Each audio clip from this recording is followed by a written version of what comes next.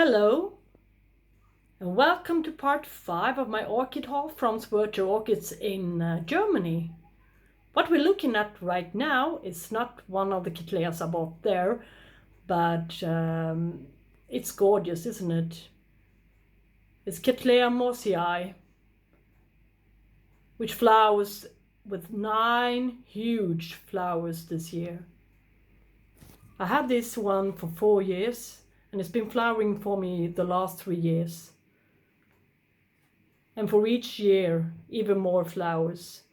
So I'm very pleased with this one. And we have her cousin here in the behind her. And it's Cattleya gascaliana. A little bit different in shape and even the smell. She even smells different, but oh, she's gorgeous. Only managed to give me 3 flowers this season, but well, I'm satisfied anyway. All right, let's get on to it. Let's see the 3 orchids that are left. This is LC Orglades Grand. It arrived in this quite big black plastic pot in solid sphagnum moss. They had put some new fresh sphagnum moss, really expensive kind of sphagnum moss, which I saved it, I must admit.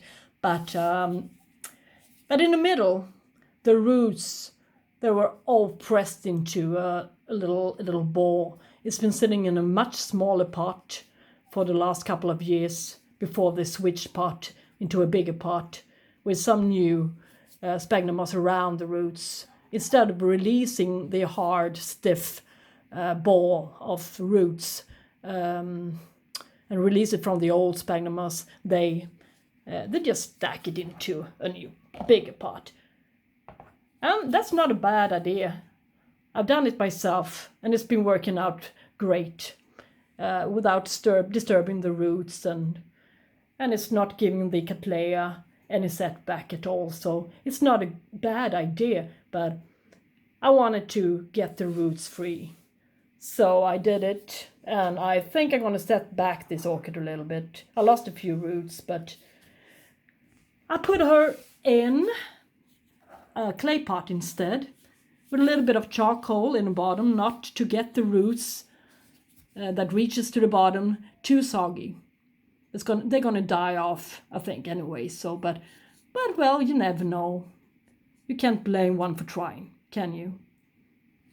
And here, I mixed the sphagnum moss with some chunky bark and a little bit of, I think, chunks of charcoal as well.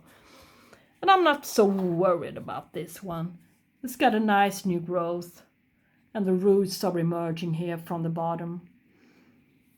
So she's gonna do great. They like it here in their clay pots. The water evaporates quick enough, and it's been working out fine here, and I've got them to stay alive and look healthy and flower for me. So I think that's a good concept here in this apartment. At least it's different. It's different in every environment. So you just have to figure out what works best for you in your own environment. So yeah. And here it's another one. It's another Cattleya. It's called RSC and white the best. It's got white frilly flowers. There are frilly all around. The whole flower is frilly. And it's got a yellow center, and it's so gorgeous. And it doesn't seem to be a huge one either, so a medium-sized Cattleya, I guess. It arrived in this net pot, stuck into a normal, regular black plastic pot like this.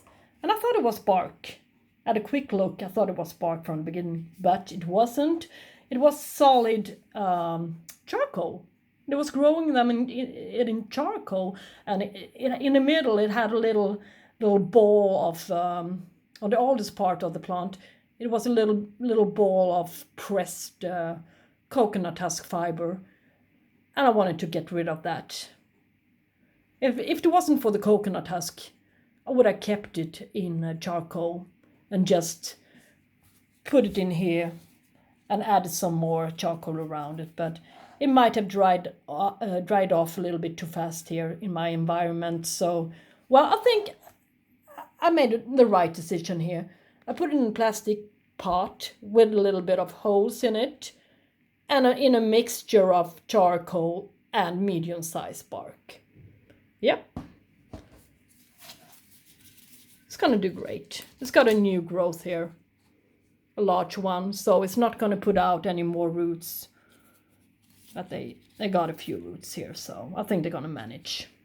And now to the last orchid.